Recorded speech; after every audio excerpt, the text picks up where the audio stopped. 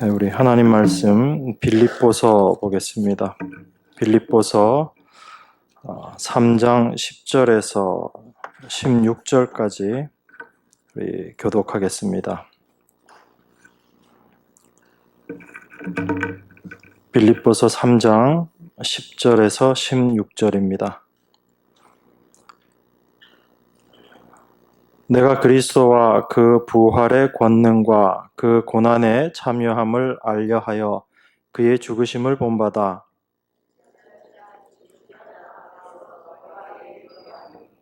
내가 이미 얻었다 함도 아니요 온전히 이루었다 함도 아니라 오직 내가 그리스도 예수께 잡힌 바 된 그것을 잡으려고 쫓아가노라.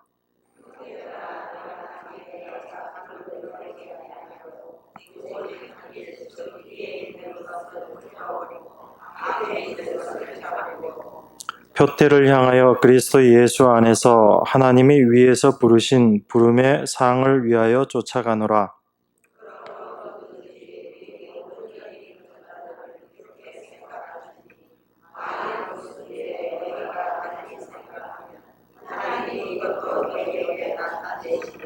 함께 읽겠습니다. 오직 우리가 어디까지 이르렀든지 그대로 행할 것이라. 아멘.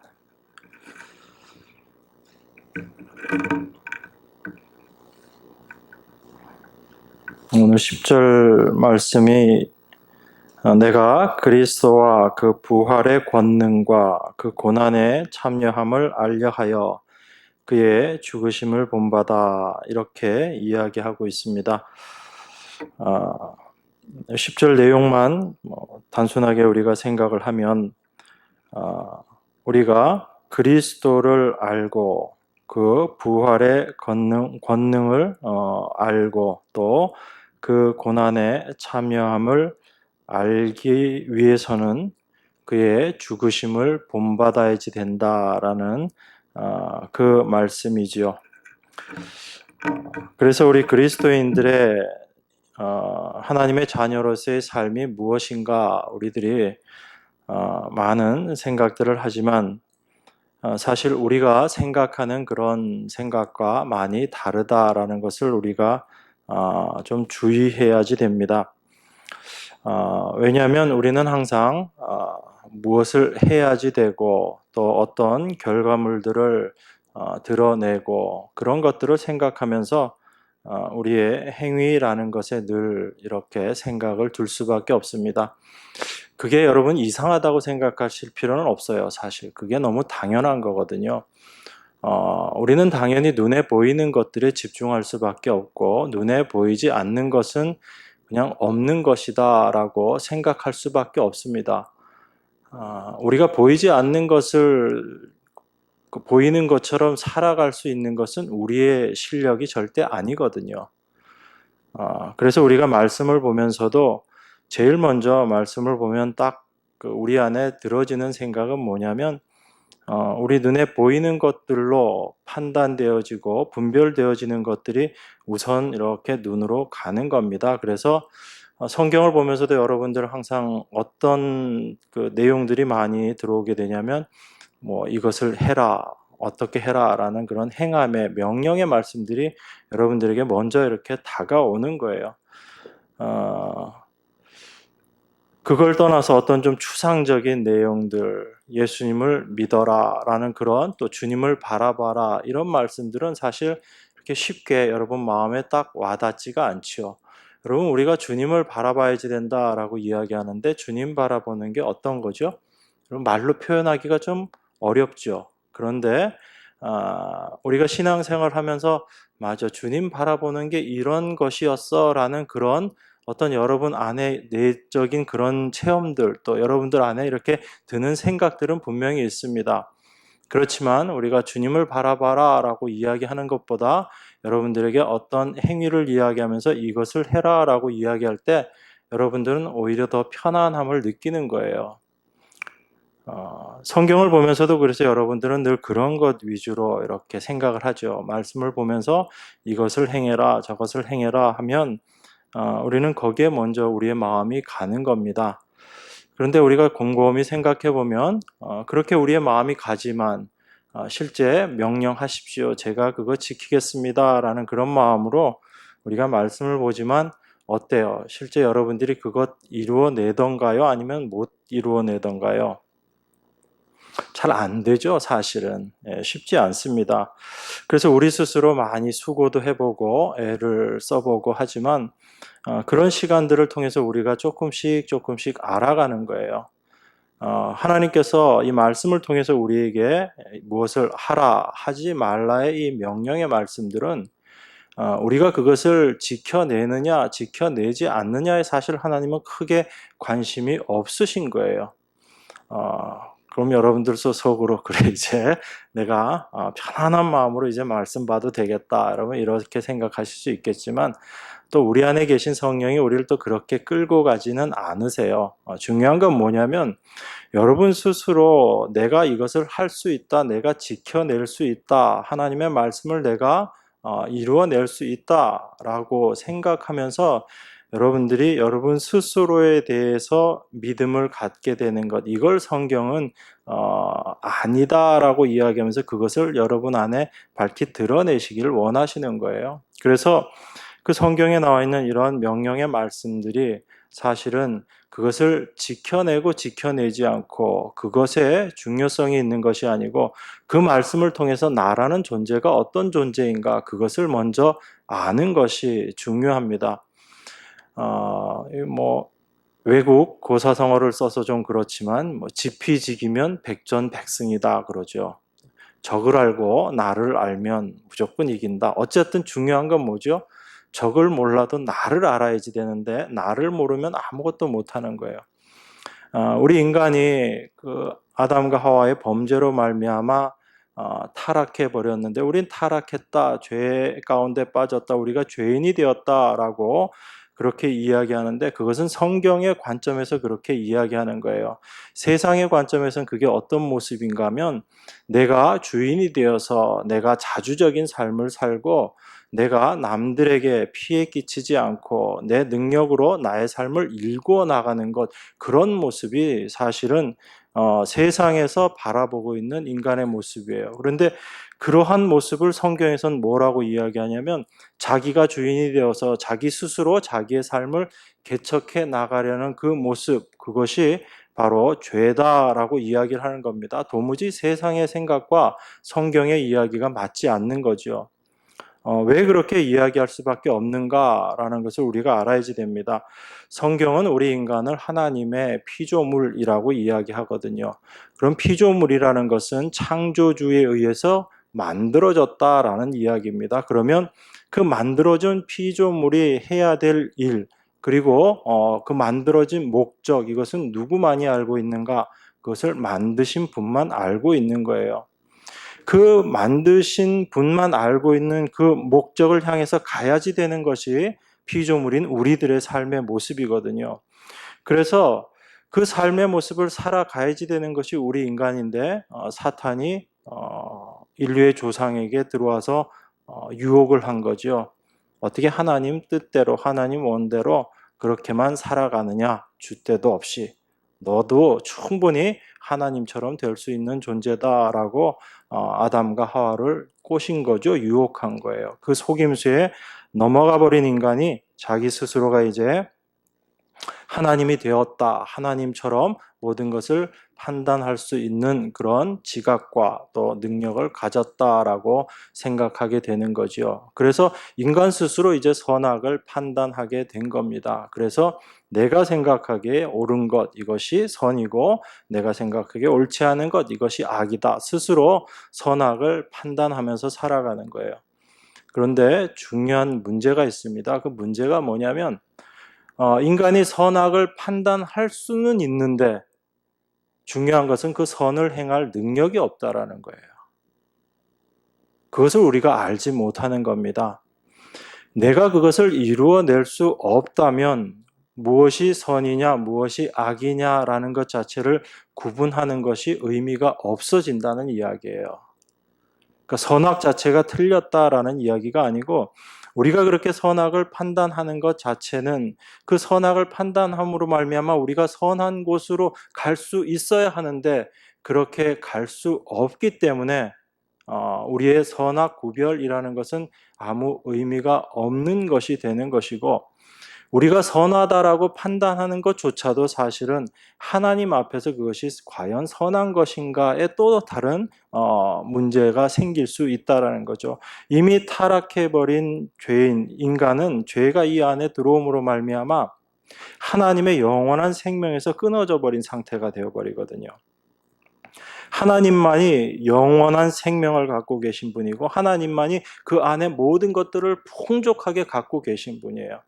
그래서 아담과 하와가 하나님 안에 있었을 때, 에덴에 거했을 때는 그들에겐 부족하고 불편하고 그 어떤 것도 궁핍함이 없었거든요. 모든 것들을 다 누릴 수 있는 위치에 있었습니다.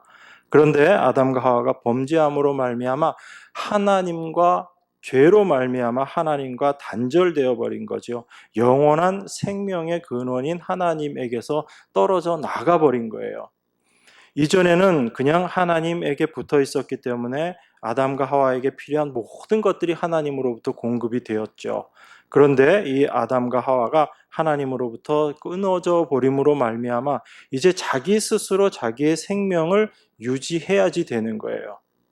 그런데 영원한 생명 가운데 있던 존재가 이제 그 영원함에서 떨어져 나가고 분리되어 버렸기 때문에 여기에는 항상 뭐밖에 없는 거예요. 늘 부족함이 있는 거예요.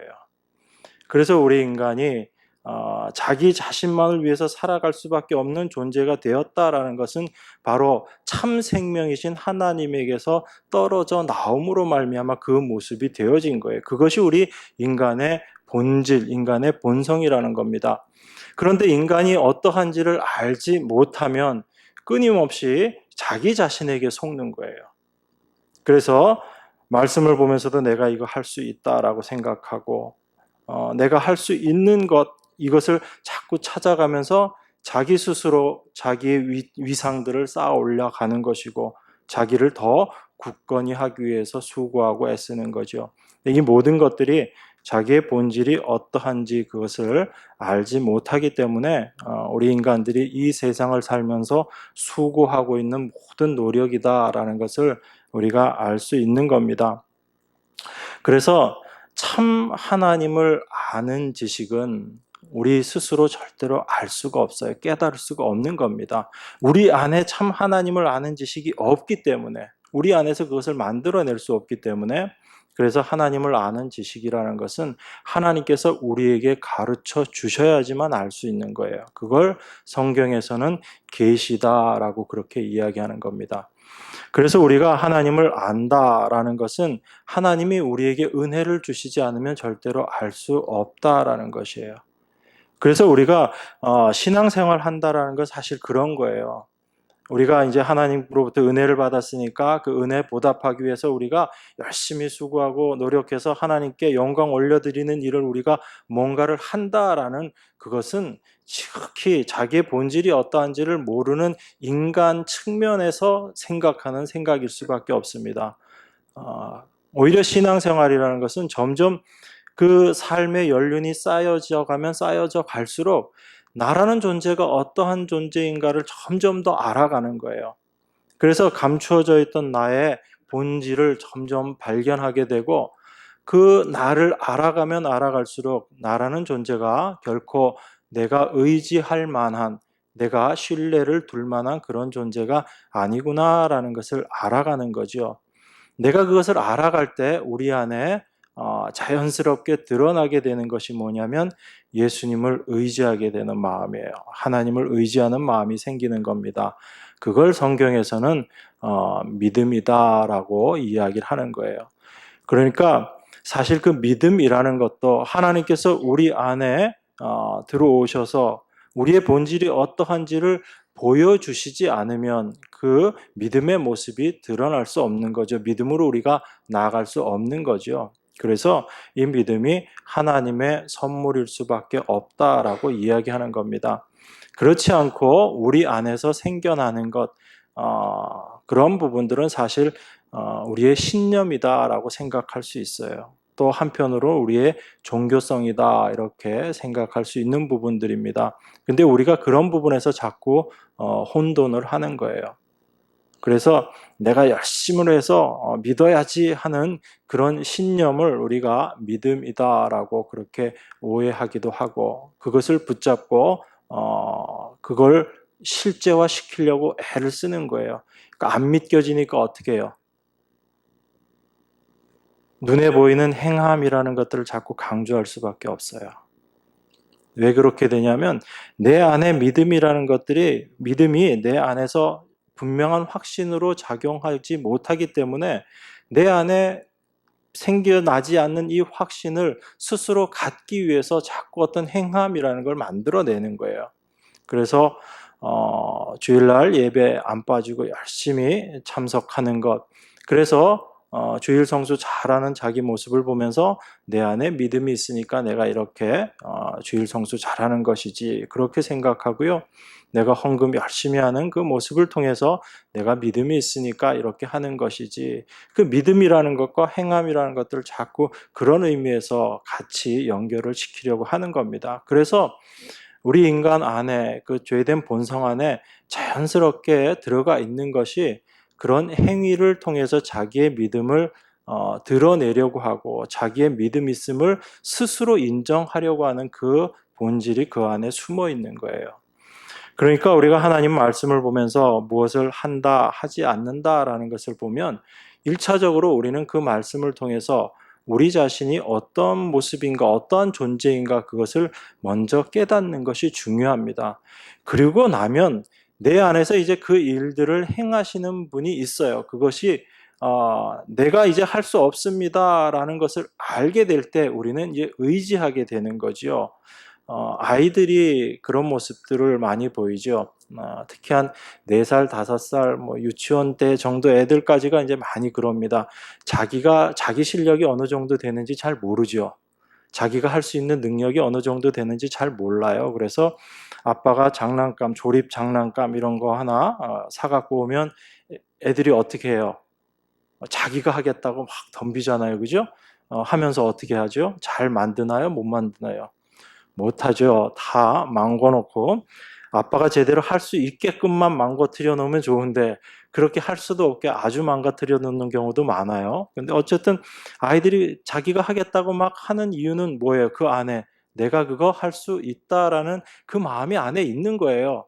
그런데 사실은 그 아이가 그거 할 수 있어요, 없어요? 못하는 거거든요. 그 아이가 그 장난감을 제대로 만들어서 장난감처럼 제대로 쓰기 위해서는 아이가 할 일은 딱 하나밖에 없어요. 어떻게 하는 거죠? 그냥 자기가 안 하고 그냥 그걸 이렇게 던져놓고 딱 고개 돌리는 거예요. 그러면 그걸 사온 아빠가 어떻게 해요?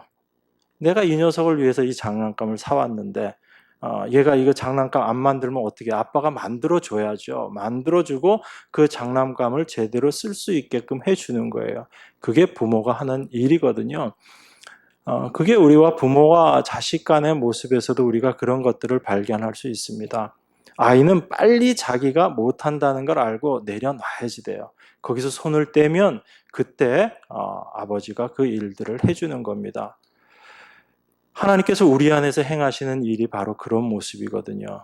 내가 할 수 없다라는 것을 분명하게 깨닫고 거기에서 손을 놓게 될 때 이제 하나님께서 일하시는 거예요. 그런데 일하시되 나를 통해서 그 일을 하신다고요.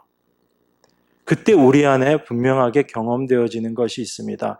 내 힘으로, 내 의지로 하려고 했던 그 상황과 이제 내가 그것을 내려놓고 났을 때 하나님께서 내 안에서 그 일들을 해나가실 때 것들이 점점 경험되어지는 거예요. 우리의 삶 속에서. 그래서 이렇게 하나님의 일은 하나님께서 해나가시는 것이구나라는 것들을 우리가 조금씩 조금씩 알아가죠. 그게 우리 신앙생활의 삶의 모습인 겁니다. 그래서 처음에는 내 자신의 모습을 요만큼 알았으면 그 알고 있는 만큼밖에 하나님 앞에 못 내어놓는 거예요. 그런데 자기 자신의 모습을 깊이 알게 되고 그 본질을 더 분명하게 알게 된 사람들은 그만큼 하나님께 자기 자신의 모든 것들을 의지하고 하나님께 모든 것들을 맡기는 그 모습으로 우리가 가는 거죠. 우리가 갈라디아서 2장 20절을 아주 그냥 주문 외듯이 외고 있지만 사실 그게 우리 마음 가운데 탁탁 안 와닿죠. 그죠? 요즘엔 많이 와 닿으세요? 어떻게 아침에 딱 눈 뜨면 아 죽었다, 아 살았다, 둘 중에 어떤 게 생각나세요? 예, 무의식 중에 딱 생각나죠? 오늘 뭐뭐뭐뭐 해야 되는데 이 생각부터 나죠. 그죠? 어떨 때는 눈 딱 뜨고 나서 오늘 해야 될 일 생각하면 벌써 소름이 쫙 돋을 때가 있어요. 그죠? 어떻게 다 하지? 이 걱정 때문에. 예, 그게 우리 본질이란 얘기입니다. 그러니까 여러분들이 너무 여러분 자신을 신령하게 생각하지 마세요. 신령하고 귀하신 분은 우리 안에 계신 그리스도시지 우리가 아니거든요. 우리는 자꾸 우리 신앙생활을 해나가면서 우리 자신이 신령한 사람 되는 걸로 자꾸 착각을 해요. 그래서 우리가 변화한다, 점점 성장한다라는 이야기는 어떤 거냐면요.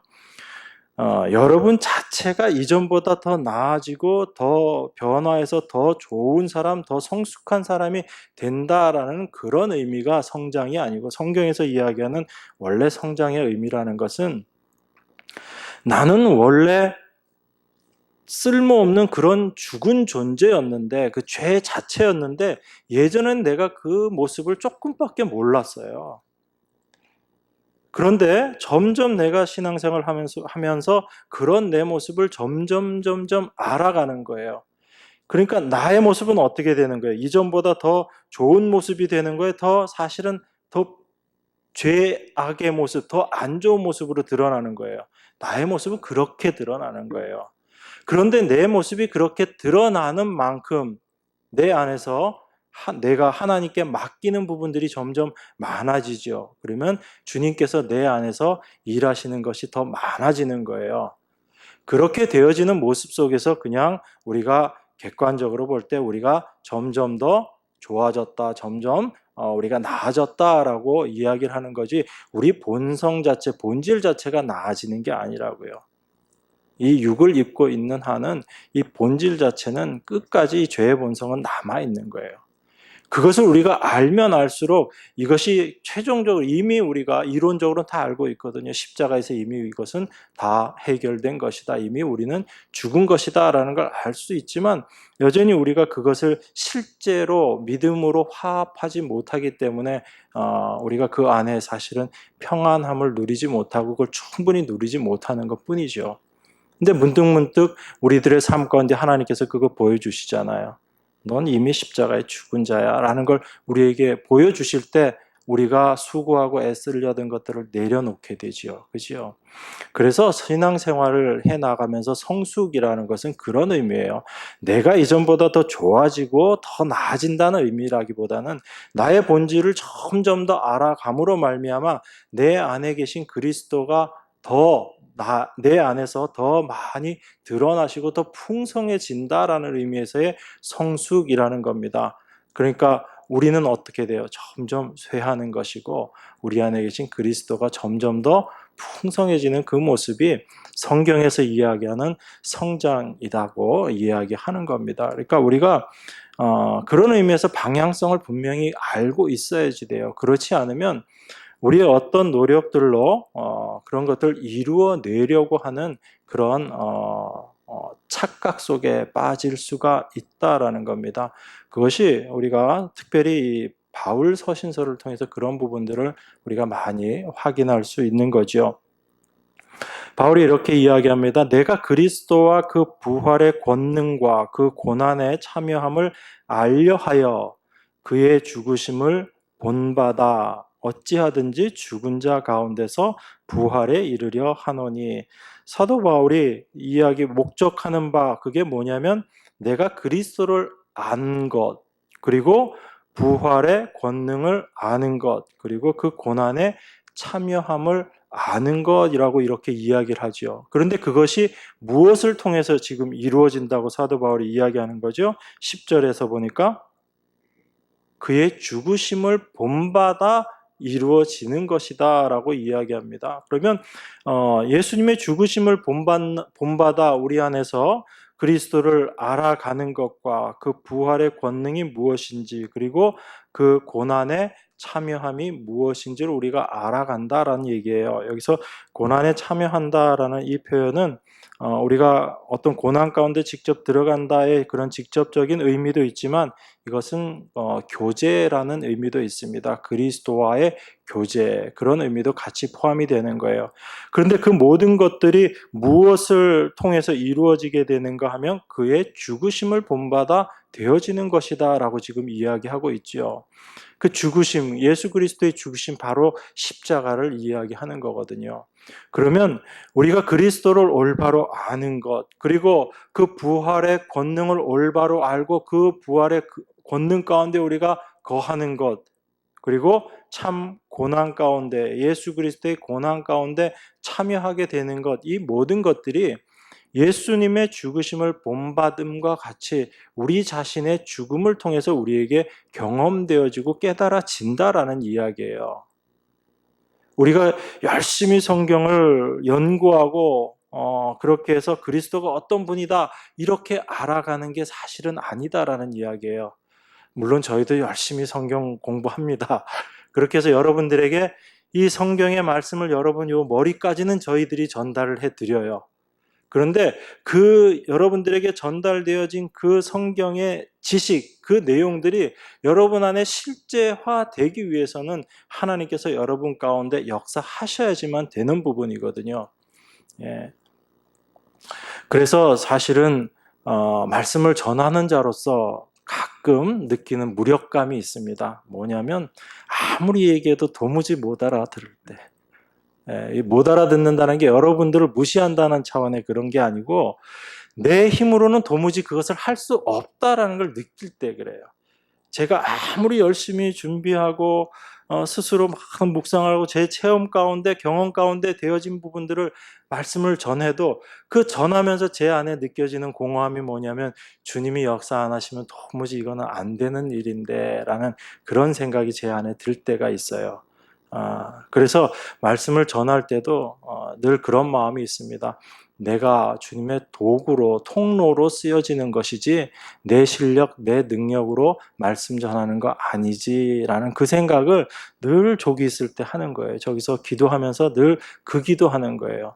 말씀 잘 전하게 해주십시오. 이 기도하는 게 아니고 내가 주님께 제대로 된 도구로 쓰임받을 수 있도록 주님 저를 이 1시간 사용해 주십시오. 사실 그 기도하거든요. 그런데 말씀 전하다 보면 이 마음이 어떻게 되냐면 내가 아는 것 막 전하고 싶은 마음이 생겨요. 그래서 여러분들하고 상관없이 그냥 내가 아는 것 막 얘기를 하고 얘기 다 해놓고 나면 제 마음이 어떠냐면 이렇게 내려가다가 마음이 참 공허해요. 나의 열심으로 말씀 전했을 때 그런 모습들이 있더라고요. 그래서 늘 우리 안에 고백되어지는 건 그겁니다. 하나님을 알아가는 것, 이게 도무지 우리 인간의 실력으로 되어지는 것이 아니구나라는 걸 생각하는 거예요. 하나님께서 우리에게 은혜 주시지 않으면요, 우린 절대로 하나님 모릅니다. 왜냐하면 하나님에 대한 지식은 절대 피조물인 우리들이 알 수 없거든요. 그래서 그것을 우리에게 깨닫게 하시기 위해서 성령께서 우리 안에 와 계신 거예요. 하나님의 뜻과 계획, 그것을 예수 그리스도를 통해서 이루어 놓으신 것을 성령이 우리 안에 임하셔서 우리에게 말씀해 주셔야지 그것을 올바로 알 수 있는 거죠. 그래서 예수님께서 십자가에 달리시기 전에 그 말씀 하셨잖아요. 성령이 오시면 내가 너희들에게 말한 것들, 그것들을 기억나게 할 것이고 그리고 그것이 무엇을 말씀하는지를 다 깨닫게 해 주실 것이다. 그러니까 우리는 예수님이 말씀하신 것도 잃어버리는 그런 존재란 얘기예요. 예수님 그 표현을 보면 사실 복음서 그 말씀 보면 기분 나빠해야 돼요. 사람 입장에서는. 예수님 말씀하신 것조차도 우리는 다 잊어버리는 존재구나. 그런데 성령이 오심으로 말미암아 그 예수님이 하신 말씀이 생각나게 하시고 그 말씀의 의미가 무엇인지 우리 안에 깨닫게 해 주신다는 얘기예요. 그래서 하나님의 계획을 예수님께서 이루시고 그 이루신 것을 성령을 통해서 우리 안에 실제가 되게 만들어 가시는 거예요. 그런데 하나님께서 그 일을 해 나가시는 과정이 어떤 과정이냐? 우리에게 대단한 능력을 주고 우리에게 엄청난 지혜를 줘서 예수 그리스도를 알고 그리고 그 우리가 받은 지혜대로 그것을 행할 수 있는 능력을 우리에게 줘서 우리가 그 일들을 행하는 것이 아니고 예수 그리스도를 본받는 삶의 모습을 통해서, 예수 그리스도를 본받는 모습을 통해서 우리 안에 그리스도께서 이루신 일이 무엇인지를 알게 하시고, 그로 말미암아 그 예수님이 십자가에서 모든 것들을 이루시고, 그 모든 것들을 이루시고 부활하셔서 온전한 하늘의 영광 가운데, 하나님의 영광 가운데 임하신 그 모습이 어떠한 것인지, 그 부활의 권능이 무엇인지를 우리 안에 경험하게 하시고, 그 고난이 단순한 고통이 아니라 그 고난을 통해서 아버지의 뜻이 온전케 되었다라는 것을 우리에게 알게 하시는 거거든요. 그것이 성령께서 우리 안에서 하시는 놀라운 은혜예요. 그러니까 아버지와 아들과 성령님께서 하나가 되어서 우리 한 사람들에게 온전한 하나님의 뜻을 이루어 가시고 그것을 완성시켜 가시는 거죠. 우리 개인 삶 속에서는 그것이 완성되어져 가는 모습이지만, 하나님의 입장에서는 그게 어떻게 된 거예요? 이미 완성된 거죠. 그래서 성경 말씀을 보면 이미 다 이루었다라는 예수님의 십자가에서의 다 이루심을 통해서 우리는 이미 하나님께서 원하시는 그 모습이 된 거예요. 우리의 삶 속에서는 하루하루의 삶을 살아가면서 그것들을 우리가 경험하는 것뿐이지만, 사실 하나님의 입장에서 보면 우리는 아직 요만큼밖에 안 되고 요만큼밖에 안 된 우리 자신이라고 생각하지만, 하나님께서 우리를 보실 때는 어떤 모습으로 보실까요? 아유, 저거 아직도 멀었네, 이렇게 보실까요? 그렇게 안 보신다고요. 이미 하나님은 그 마지막을 알고 계시고 예수 그리스도를 통해서 이루어 놓으신 완성된 것을 아시기 때문에, 그 온전하신 다 이루어진 그 모습을 통해서 우리를 보시는 거예요. 그게 하나님의 시선이거든요. 그래서 예수 그리스도를 통해서 이루어 놓은 그 일, 하나님의 뜻과 계획을 성령을 통해서 우리가 날마다 조금씩 알아가는 거죠. 그게 성도들의 삶의 모습입니다. 그래서 오늘 이렇게 이야기하는 거예요. 그리스도와 그 부활의 권능과 그 고난에 참여함을 알려하여 그의 죽으심을 본받아라고 이야기를 하는 겁니다. 그래서 우리 삶 가운데 예수 그리스도께서 그 죽으심을 통해서 이루어 내셨던 그 모든 것들을, 사실은 우리 자아의 죽음을 계속 경험케 하심으로 말미암아 주님께서 우리 안에서 그것들을 계속 보여주시고 깨닫게 하시고 확증시켜 주시는 거예요.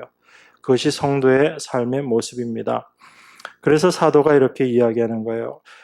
그의 죽으심을 본받아 어찌하든지 죽은 자 가운데서 부활에 이르려 하노니, 이 온전한 부활 가운데 이르는 것, 이것이 소망이다라고 이야기를 합니다. 그러면서 우리들의 삶의 모습을 사도가 이렇게 이야기해요. 12절, 13절에 보면 이렇게 이야기합니다. 내가 이미 얻었다 함도 아니요 온전히 이루었다 함도 아니라 오직 내가 그리스도 예수께 잡힌 바 된 그것을 잡으려고 쫓아가노라. 형제들아, 나는 아직 내가 잡은 줄로 여기지 아니하고 오직 한 일, 즉 뒤에 있는 것은 잊어버리고 앞에 있는 것을 잡으려고 표대를 향하여 그리스도 예수 안에서 하나님이 위에서 부르신 부름의 상을 위하여 쫓아가노라. 사도가 이렇게 이야기하죠. 내가 이미 얻었다 함도 아니고 온전히 이루었다 함도 아니라, 이렇게 이야기합니다. 여러분, 사도 바울이 이 빌립보서를 쓸 때 정도의 모습을 생각하면, 사도의 입에서 우리의 수준에서 만약에 생각을 한다면, 사도가 내가 이미 얻었다 함도 아니다, 내가 온전히 이루었다 함도 아니다 라고 얘기하는, 이게 사실은 좀 이해가 안 되는 부분일 정도예요. 우리가 생각하는 그 이상으로 이미 경지에 올라와 있는 사도의 모습인데, 사도가 이미 얻었다 함도 아니요 온전히 이루었다 함도 아니다라고 이렇게 이야기하거든요. 제가 여러 번 말씀드리지만 사도 바울이 아주 겸손해서 이렇게 이야기하는 게 아니에요. 사도 바울은 자기 자신의 본질이 어떤지를 가장 철저하게 어찌 보면 깨달았던 사람이에요. 부활하신 예수님이 그 사도 바울에게 나타나셔서 너무 강하게 역사하셨잖아요. 그래서 사흘 동안 장님이 될 정도로 그에게 임한 예수님의 은혜가 강했던 거죠. 그 암흑의 시간 동안에 그에게 아마 많은 일들이, 많은 생각들이 있었을 겁니다. 그런데 사도가 지금 이야기하는 거예요. 내가 이미 얻었다 함도 아니다. 그가 뭐 구원을 못 받았다 이 얘기 아니죠. 내가 구원 못 이루었다 이런 이야기도 아니죠. 온전히 이루었다 함도 아니다. 오직 내가 그리스도 예수께 잡힌 바 된 그것을 잡으려고 쫓아가노라 이렇게 이야기합니다. 사도 바울이 자기 자신의 삶의 모습을 그리스도 예수께 잡힌 바 된 것이다 라고 이렇게 이야기해요. 여러분, 이 잡힌 바 되었다라는 이 얘기할 때 여러분 혹시 생각나시는 게 있어요? 빌립보서 3장 요 앞에 보면 사도 바울이 어떤 모습에서 주님께, 그리스도 예수께 잡힌 바 되었는지가 사실 나오잖아요. 그죠? 그러니까 사도 바울뿐 아니라 우리도 사실은 다 예수님께 잡힌 바 된 사람이에요.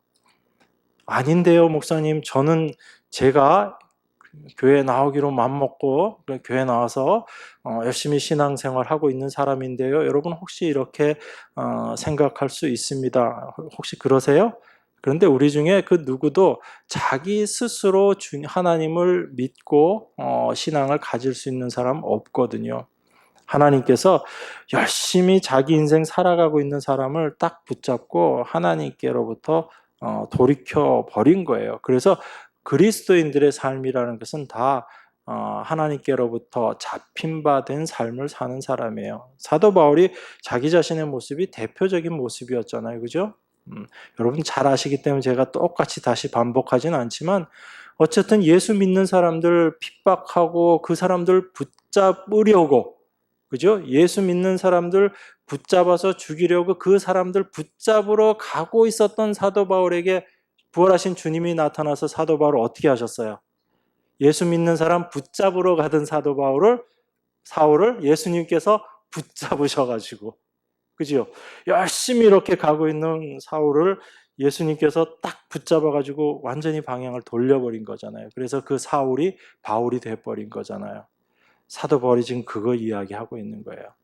내가 그 주님께 잡힌 바 되지 않고 내 스스로 열심히 살아가고 있었을 때는 내가 하나님의 영광을 위해서 산다고 하고 하나님의 일을 위해서 내가 산다고 하고 그렇게 죽어라고 정말 자기가 열심을 다하고 최선을 다하면서 살았었는데 사실 그게 내가 하나님께 딱 잡힌 바 되고 나니까 그 삶 자체가 다 뭐라고요?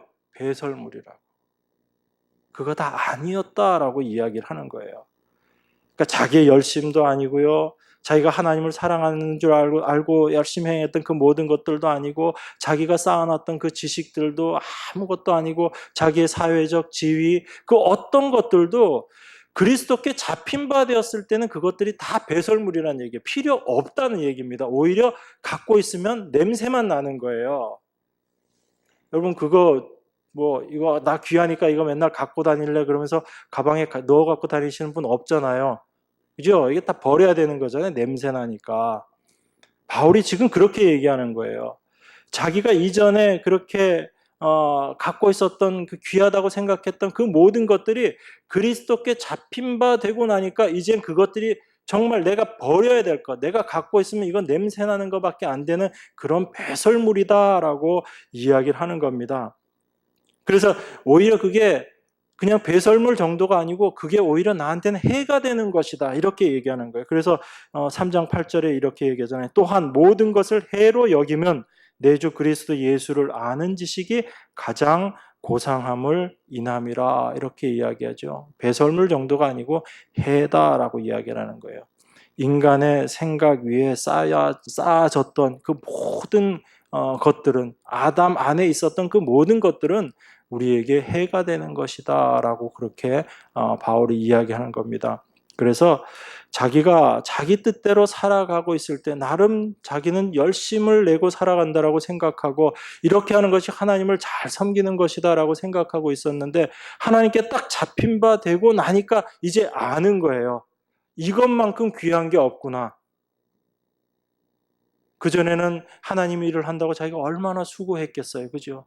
자기가 생각하고 계획하고 실력도 기르고 그런데 하나님께 딱 잡힌 바 되니까 이제 어떻게 해요? 내가 원하는 대로 가는 게 아니고 하나님이 나를 붙잡고 끌고 가는 거예요. 그럼 그렇게 끌려가는 사람에게 있어서 열심히 실력을 키워야지, 힘을 키워야지, 이게 필요해요, 필요하지 않아요? 아무 필요 없는 거예요. 그냥 주님이 끌고 가시는 대로 예 하고 순종하는 것밖에 없는 거예요. 그런데 이 순종조차도 사실은 바울의 고백을 통해서 보면 자기가 순종하는 게 아니고 우리로 하여금 순종케 하신다라고 말씀하시거든요. 그게 하나님의 은혜로 되어지는 일이다라고 이야기하는 겁니다. 그래서 우리가 점점 알아가는 게 그런 거잖아요. 하나님의 은혜가 무엇인지 우리가 알아가는 그 과정 속에서 야, 이 순종도 내가 하는 게 아니구나. 하나님께서 나는 도무지 순종할 수 없는 사람인데 내가 순종할 수밖에 없게끔 하나님께서 나 환경을 만들어 가시는 거구나. 그래서 그 전에 순종 못했던 것들도 어느 순간 순종이 되어지잖아요. 하나님의 다스림 속에 하나님께 잡힌 바 된 삶이라는 것을 알게 되면, 그러니까 남들이 보면 좀 뭐 저렇게 주관 없이 자기 뜻도 없이 그렇게 살아가는가라고 세상에선 그렇게 볼지 몰라도 세상에서 보면 참 보잘것없고 참 부족하고 한심해 보이는 그 모습이지만, 그래서 세상 사람들이 보면 이 그리스도인들을 바라보는 관점이 어떻다라고 고린도서에서 이야기하잖아요. 이방인들이나 헬라인들이나 유대인들이나 어떻게 우리를 바라보고 있는가. 그런데 우리는 전도에 미련한 것으로 그리스도 전한다라고 이야기하잖아요. 그렇게 자기 자신의 모습, 세상에서 보면 참 비천하고 보잘것없는 삶의 모습이잖아요. 사도 바울의 평생의 삶을 한번 여러분은 말씀, 성경에 나와 있는 것만 갖고 한번 생각해 보세요. 그가 어떤 뭐 세상적인 풍족함 이런 거 누리면서 살았어요? 세상적으로 굉장한 명예를 얻고 살았어요? 아니죠. 그리스도 안에서만 인정되어졌던 부분들이에요. 그런데 그러한 것들을 사도 바울은 늘 감사하면서 나를 이렇게 나 같은 만삭되지 못한 나 같은 자에게 하나님께서 능력 주시고 직분 주셔서 하나님의 일을 감당케 하신 것이 너무 큰 은혜입니다라고 늘 감사하면서 살았잖아요. 하나님께서 그렇게 만들어 가시는 거예요. 여러분 삶 속에서 어때요? 감사 찬송 나옵니까? 늘 하나님께 영광 올려드려요? 대답들이 없으신 거 보니까 그래도 조금은 해요. 그런 표정들이신데. 근데 어떻게 이렇게 여러분 원대로 여러분들이 한다고 해서 그게 되어지던 일들이에요? 아니죠. 하나님께서 어떤 환경 속에서 우리로 하여금 내 안에서 하나님이 함께 하셨구나. 이게 하나님의 은혜였었구나. 처음엔 이게 나에게 오는 시련인 줄 알았는데, 이게 나에게 오는 고난인 줄 알았는데, 하나님 왜 나에게 이런 것들을 허락하시는가? 그랬었는데, 그것이 지나고 나서 하나님의 뜻을 알고 나니까, 이게 정말 하나님의 은혜였구나. 여러분, 이 모습이요. 하나님을 찬양하는 모습이에요. 그러니까 우리가 하나님 찬양한다고 뭐 우리가 뭘 대단한 거 한다 이렇게 생각하지 마세요. 하나님이 우리 가운데 역사하신 그 역사하심을 우리가 올바로 깨닫고 그것을 올바로 알아보는 것, 알아들이는 것. 그게 사실은 하나님께 영광 올려드리는 삶이거든요. 근데 우리는 하나님께 영광 올려드린다 그러면 또 이렇게 생각하는 거죠. 세상에서 뛰어난 사람 되고 위대한 사람 되고 세상이 알아주는 사람 돼서 내가 하나님 믿는 사람인데 세상 사람들이 나를 이렇게 우러러봅니다. 그래서 내가 이 위치가 되면 하나님이 영광 받으시는 거죠. 이렇게 생각한다고요. 그 안에 무슨 마음이 있는 거예요? 세상에서 자기가 대우받고 세상에서 인정받고 싶은 마음이 그 안에 있는 거예요. 하나님 그거 아니다라고 말씀하시는 거예요. 근데 교회가 거꾸로 이야기하잖아요. 세상의 것들, 사도 바울은 다 버렸다고 얘기하고 배설물이라고 얘기하고 그게 오히려 해로운 거다라고 이야기하는데 그런 것들 교회가 추구하고 그거 위해서 기도하고 말이 안 되는 거죠. 그러니까 우리가 말씀을 알면 알수록 분별이 분명하게 되어져요. 무엇이 말씀대로의 삶인지 말씀과 전혀 무관한 자기의 욕심을 쫓아 자기의 사욕을 쫓아 살아가는 삶인지가 분명하게 드러나는 거예요. 여러분들이 세상에서 하는 일들 하지 말란 이야기 아니에요. 열심히 하셔야지 돼요. 그런데 열심히 하시면서 이게 사도 바울이 이야기했던 배설물이구나. 이걸 여러분들이 알아가셔야지 되는 거예요. 그랬을 때 세상에 그 어떤 것들을 얻더라도 거기에 매이지 않게 되는 거예요. 근데 그게 없으면 세상의 것 하나 얻고 나면 거기에 우리의 모든 마음을 다 뺏겨버리는 거예요. 어이구 좋아라. 여기가 좋사오니. 그러고 살아가는 겁니다. 그게 아니다라는 얘기예요. 그러니까 사도 바울이 모든 것들을 해로 여긴다, 배설물로 여긴다. 그러니까 우리 이제 세상에 관련되는 일 하지 말고 그냥 우리 요 안에서 그냥 이렇게 하자. 그 얘기 아니거든요. 여러분들이 최선을 다해서 여러분들에게 맡겨진 이 일들 감당해내야지 돼요. 하나님 그렇게 하기 위해서 여러분들에게 세상의 일들도 주신 거거든요. 그럼 그 일들을 통해서 우리가 분명히 알아야지 되는 거예요. 우리 안에 참된 생명이 있다면 이 것들은, 이 세상의 것들은 나에게 절대로 유익함을 주는 것이 아니고 이것이 나에게 참 생명이 되는 것이 아니다라는 것을 분명히 아는 게 필요해요. 그렇게 될 때 우리는 세상에서 열심을 다하고 최선을 다함으로 그리스도인으로서의 삶을 이 세상 가운데서 살아가는 거예요. 그게 전도거든요. 예수 믿으세요 하고 뭐 십자가 메고 다니면서 뭐 예수 천당 불신지옥 이러면서 다니는 것 이거 자체가 전도가 아니고 여러분의 삶의 모습을 최선을 다해서 살아가는 그 자체가 참된 전도의 모습이에요. 그런데 여러분들이 그렇게 세상의 것들을 얻더라도 그것이 생명이 아니다라는 걸 여러분들이 분명히 알게 될 때 세상 사람들이 여러분들을 통해서 예수님을 보게 되는 거예요. 그리스도를 발견하게 되는 겁니다. 그게 참된 전도죠. 그러니까 우리가 말씀을 하나씩 하나씩 알아가면 알아갈수록 어떤 것이 우리의 삶이고 우리의 행함이 무엇이어야지 되나라는 것들을 우리가 더 분명하게 알아가게 되는 겁니다. 그래서 사도 바울의 이 말씀 속에서도 내가 이미 얻었다 함도 아니고 온전히 이루었다 함도 아니라 내가 그리스도 예수께 잡힌 바 된 그것을 잡으려고 내가 쫓아간다. 그리스도에게 잡혀서 살아가는 삶이 무엇인지를 사도 바울이 지금 우리에게 이야기하고 있는 거죠. 내 힘으로 살아가는 그 삶이 아니고 주님의 손에 잡혀서 주께서 나를 도구로 쓰시는 삶. 우리 정 목사님 늘 하시는 말씀이죠. 장갑인 우리 안에 참된 하나님께서 들어오셔서 그 손이 들어오셔서 하나님의 일을 해내시는 거예요. 목사님 그런 얘기도 가끔 하시더라고요. 그 장갑 안에 사람 그 손이 들어와서 일을 하게 되면 겉으로 보기에는 누구만 보이는 거예요? 하나님이 보여요? 사람이 보여요? 사람이 보여요. 그래서 하나님의 일을 이루실 때 사람이 영광을 같이 누리게 된다, 얻는다 그 말씀을 하시더라고요. 근데 어쨌든 우리 안에 분명히 알아야지 되는 게 있습니다. 내 힘, 내가 그 모든 일들 이루어나가는 것이 아니고 주님께서 나를 붙잡고 살아가시는 것. 그래서 나는 잡힌 바 된 자로서 살아간다라는 것을 분명히 아셔야 돼요. 그게 우리 안에 참된 자유함을 줘요. 여기서 벗어나게 되면 우리는 또 율법으로 돌아갑니다. 그래서 바울이 끊임없이 율법주의에 대해서 이야기하는 거예요. 율법주의의 가장 핵심적인 내용은 뭐 율법을 지키니 안 지키니 이게 아니에요. 율법주의의 가장 핵심적인 내용은 내가 할 수 있다예요. 그걸 다른 말로 인본주의라고 이야기하는 겁니다. 인본주의는 뭐하고 반대죠? 신본주의하고 반대인 거예요. 하나님이 모든 것들을 하신다. 여기에 반대되는 거예요. 그럼 인본주의라는 것은 인간이 죄를 짓고 타락한 이후에 인간 마음 가운데 들어온 생각이에요. 내 스스로 바벨탑을 쌓겠다라는 겁니다. 그래서 하나님께서 인간의 본질을 알게 하시기 위해서 이스라엘에게 율법을 주셨잖아요. 하나님이 그 율법을 주시면서 율법 지켜라. 지켜서 이거 지키면 복받고 못 지키면 저주받는다라고 이야기하셨죠. 그러면 그 율법을 통해서 사실은 이스라엘은 무엇을 깨달아야 되는 거예요? 나 율법 못 지키는 자네, 율법 지킬 수 없는 자네를 깨달으라고 하나님께서 주셨잖아요. 그리고 자기들은 끝까지 그 율법 못 지켰었잖아요. 그런데 스스로 어떻게 해요? 나는 율법 지킬 수 있다라고 생각하고 그거 지키겠다고 끝까지 버틴 게 이스라엘의 모습이잖아요. 그게 율법주의거든요. 나는 율법 지킬 수 있다라는 생각 갖고 있는 것. 하나님의 말씀을 내가 이룰 수 있다, 내가 지킬 수 있다라고 생각하는 것. 하나님의 일을 내가 할 수 있다라고 생각하는 것. 그게 다 율법주의의 소산이란 거예요. 제가 여러 번 말씀드리잖아요. 하나님의 일은 누구만 하는 거예요? 누구만 하실 수 있어요? 하나님만 하실 수 있어요. 우리는 못해요.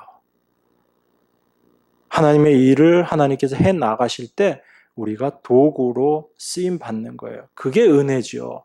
나 같은 죄인을 하나님께서 부르셔서 하나님의 일에 동참케 해주신 것, 이게 얼마나 큰 은혜예요. 그래서 자기 자신의 모습을 점점 알아가면 알아갈수록 하나님의 은혜가 점점 더 커질 수밖에 없어요. 그러니까 우리가 입으로 은혜, 은혜 하지만 은혜라는 것은요, 내가 뭘 대단한 걸 받아서 은혜가 아니고 내 모습이 어떠한지를 점점 알아가면 알아갈수록 더 깊이 알아갈수록 하나님의 은혜가 더 풍성해지는 거예요. 이런 나를 하나님께서 버리지 않으시고 나를 그냥 저렇게 내버려 두시지 않으시고 하나님이 나 몰라라고 놔뒀으면 나는 그냥 저게 사는 길인 줄 알고 그렇게 죽음의 길로 달려가고 있었을 텐데 하나님이 그런 나를 그대로 달려가지 못하게 나를 붙잡으시고 하나님께서 돌이키게 하셔서 하나님의 은혜 가운데 거하게 하신 것, 이게 얼마나 크신 하나님의 은혜인가, 이걸 우리가 알아가는 거죠. 여러분, 평생의 삶을 통해서 이거 경험하면서 살아가는 거예요. 그래서 사도 바울이 마지막에 고백하잖아요. 나의 나된 것이 하나님의 은혜다.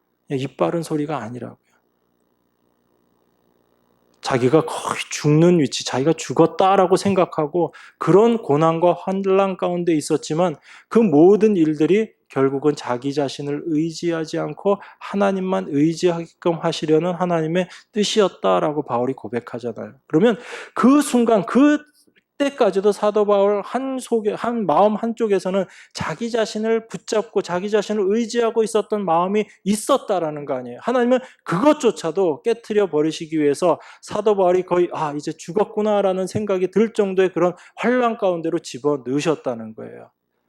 그런데 그게 하나님의 은혜다라는 이야기죠. 여러분, 삶 가운데 어려움이 있을 수 있습니다. 하나님이 왜 나에게 이런 일들을 허락하시는가? 우리가 아무리 생각해도 그 하나님의 뜻을 모를 때가 있어요. 정말 그래요. 우리 삶 가운데 되어지는 모든 일도 분명히 하나님이 함께 하시고 하나님이 관여하시는 모습이잖아요. 그런데 우리 안에서 왜 하나님이 나에게 내 삶 가운데 이런 일들을 허락하시는가 우리가 모를 때가 많아요. 대부분 몰라요. 아주 긴 시간들이 지나고 나서 조금씩 알아가요. 하나님의 뜻이 거기에 있었구나. 우리의 환경이 딱딱 치면 그걸 보고 하나님의 뜻이 이거구나 이렇게 가야지. 이게 안 된다고요. 우리들에게 있어서는. 왜 이런 일이 왔을까 고민하고 도무지 모를 것 같고 시간이 지나도 하나님의 뜻은 여전히 희미하고, 그런데 하나님이 나를 끌고 가고 있는 이 길로 지금 끌고 가고 있다는 건 알아요. 내가 벗어날 수 없기 때문에.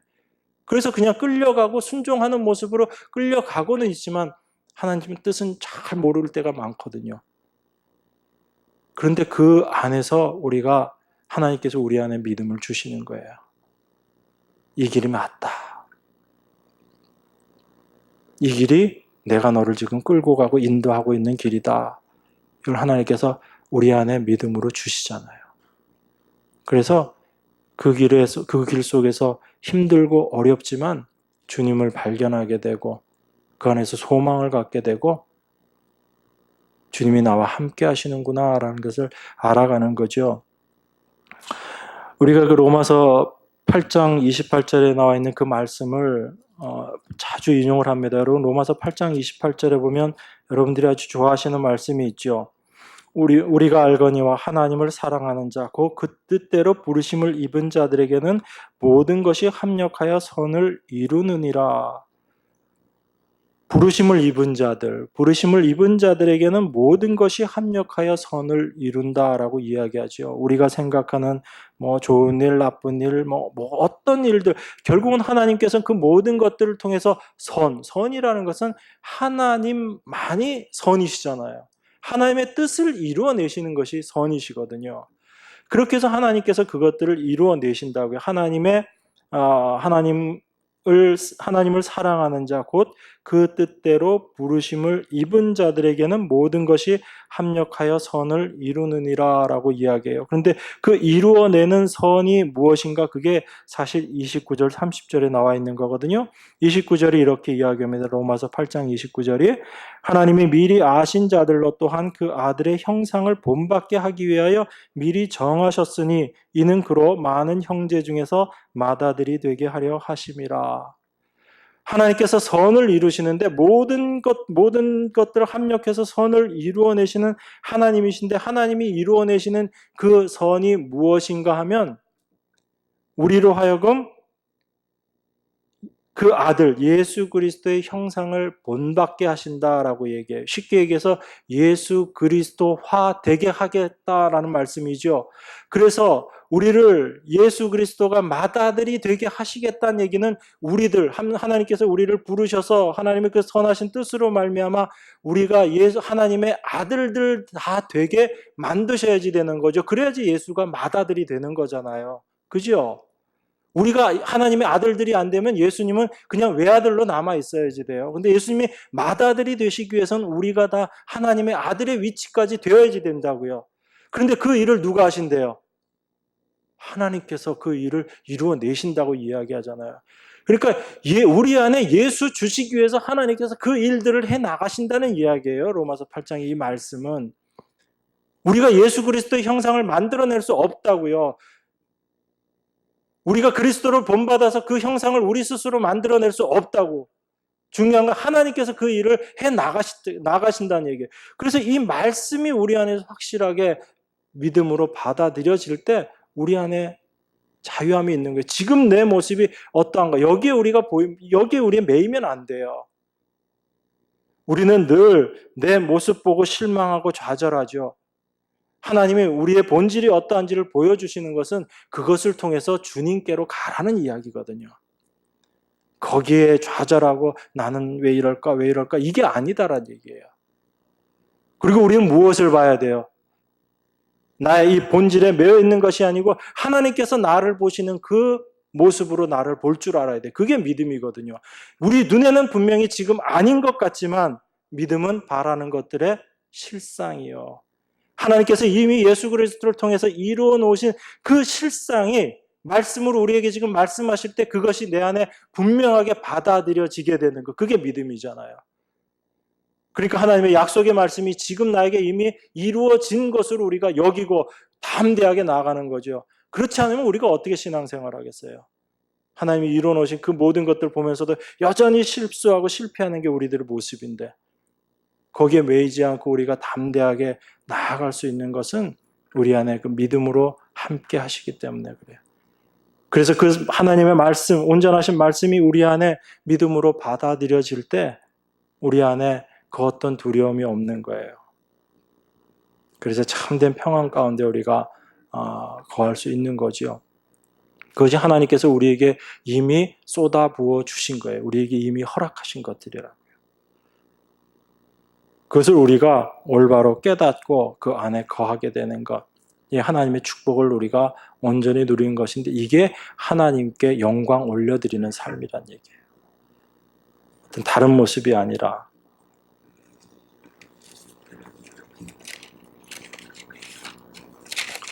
본문마저 보겠습니다.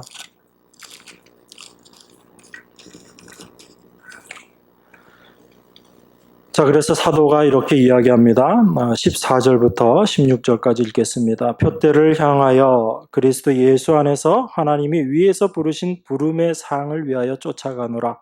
그러므로 누구든지 우리 온전히 이룬 자들은 이렇게 생각할지니 만일 무슨 일에 너희가 달리 생각하면 하나님이 이것도 너희에게 나타내시리라. 오직 우리가 어디까지 이르렀든지 그대로 행할 것이라. 여기 15절에 보니까 그러므로 누구든지 우리 온전히 이룬 자들은 이렇게 생각할지니 이게 온전히 이루었다라는 의미일까요? 그러면 지금 앞에까지 이 내용들 쭉 우리가 봤을 때 이 온전히 이룬 자들은 이라는 그런 의미는 어떤 의미 같아요? 온전히 다 이룬 자들이라는 의미일까요? 그런 의미는 아니죠. 그죠? 온전히 이루었다라고 생각하는 사람들이 혹시 있을지라도 내가 이미 다 이루었다라고 생각하면 이제 하나님 말씀도 필요 없잖아요. 그죠? 그래서 이미 자기가 진리가 되어버렸다. 이 말씀 가지고 자기가 진리가 되어버렸다. 이렇게 주장하는 사람들이 있어요. 그래서 이제 예수님도 필요 없고 성경도 필요 없다. 내 안에 성령이 계시기 때문에 다 된다. 이러고 지금 주장하는 사람들도 있어요. 분별해 내셔야지 됩니다. 여러분들. 그런 사람들을. 그래서 혹시 우리 안에서 이런 마음이 들지라도 내가 온전히 이루었다라는 이 마음이 들지라도 우리가 어떻게 생각할? 만일 무슨 일에 너희가 달리 생각하면 하나님이 이것도 너희에게 나타내실 것이다. 그래서 우리가 지금 어느 곳에 위를 얻든지 어느 위치에 있든지 우리는 그대로 행할 것이다 라고 이야기를 하는 거예요. 우리 스스로가 이게 잘된 길이고 이게 잘못된 길이고 이걸 판단해가지고 우리가 선택해 나가는 길이 아니다라는 이야기예요. 하나님께서 우리를 끌고 가시는 삶 가운데, 그 가운데 우리의 삶의 모습이 들어가 있는 거기 때문에 우리는 그 하나님만 바라보고 그 표대만 바라보고 가는 거예요. 그게 믿음이다라는 이야기입니다.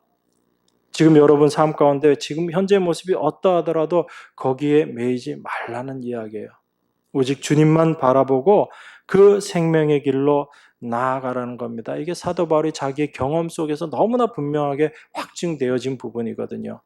자기 원대로 가던 그 삶에서 그리스도께 잡힌 바 되어서 살아가는 삶을 통해서 무엇이 참 생명의 길인가를 사도 바울이 알고 그것을 지금 우리에게 말씀하는 이 말씀이에요.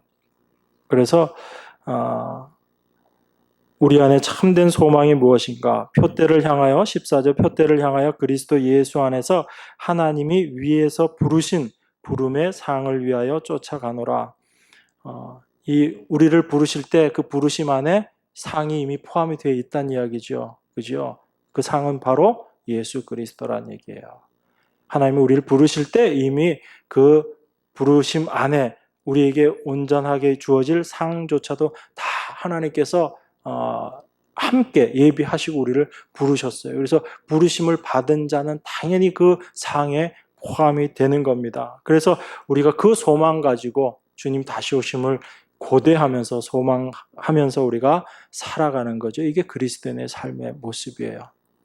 이 표대만 바라보며 살아가는 여러분들의 삶의 모습이 되기를 원합니다. 다른 것들에 여러분 고개 돌리지 마시고요. 옆에 환경에 잡히지 마시고 오직 주님만 바라보는, 그 주님만 바라본다는 의미가 여러분 안에 좀 더 구체적이고 실제적으로 경험되어지고 깨달아지기를 원합니다. 우리 기도하겠습니다. 하나님 아버지 감사합니다.